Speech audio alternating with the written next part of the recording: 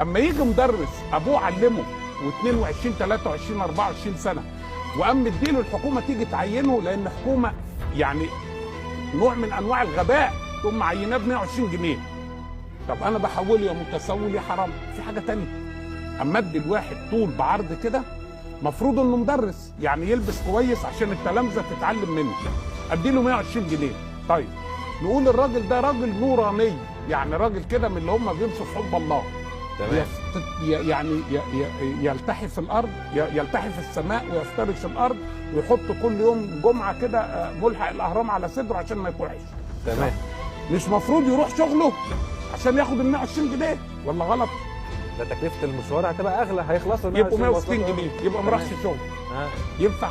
يقوم الحكومه تديله ورقه في ايده كده زي اللي مع الاستاذه يعكنن بيها على لا اله الا الله.